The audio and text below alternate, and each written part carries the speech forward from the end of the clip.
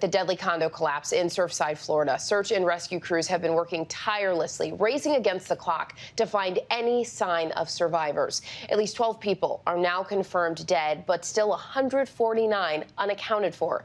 ABC's Victor Oquendo has the latest from Surfside.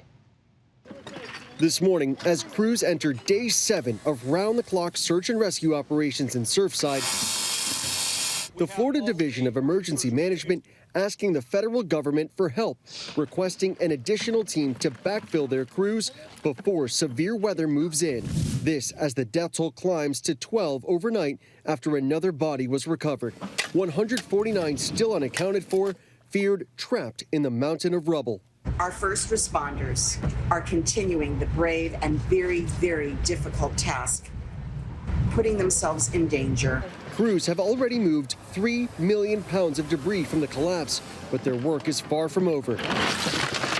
Now officials calling for a grand jury investigation into the collapse as new details emerge about the condition of the Champlain Tower South before it crumbled. ABC News confirming a letter was sent to residents in April warning that damage had gotten significantly worse, that concrete deterioration is accelerating and would begin to multiply exponentially after a 2018 engineering report revealed the need for repairs. But the cost was steep.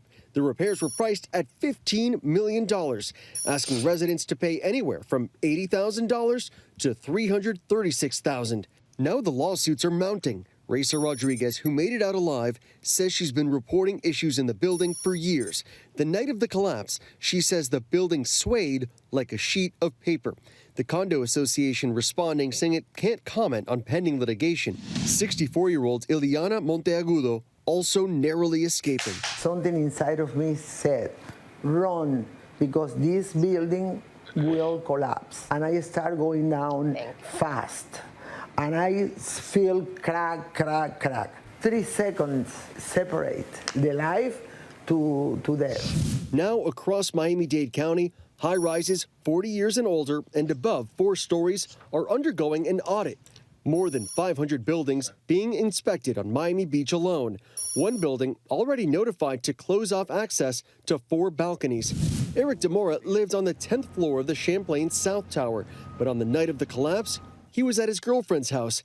He was about to leave when she convinced him to stay over. That saved my life.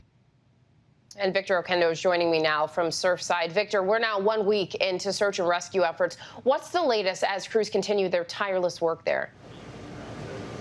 Janae, it's like these guys just can't catch a break. Day 7 now. It has rained on and off almost every single day. And again, same story overnight and again this morning. Officials now keeping a close eye on the possibility of some very strong storms heading in this direction. So these crews might unfortunately find themselves caught between 2 disasters.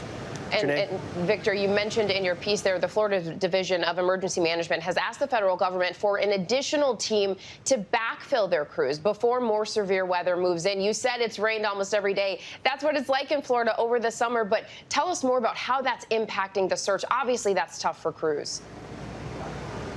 Absolutely, and they are doing everything they can under some grueling conditions, because if it's not the rain, they're dealing with stifling heat. And keep in mind, they've also had to deal with fires that have been flaring up ever since the building collapsed. They're working in 200-man teams at any given moment there. 12 on, 12 off. The shift starts at midnight, they end at noon, next team comes out there. These guys are basically, they are living right here in Surfside. They'd set up their own tent cities.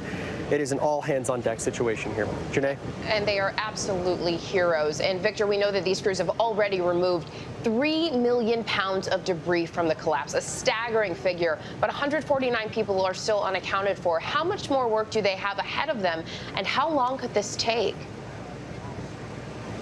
Janae, I've asked that question to search and rescue teams. I've asked it to Miami-Dade Fire, police. They all tell me the same thing. They are going to keep digging until they are told to stop.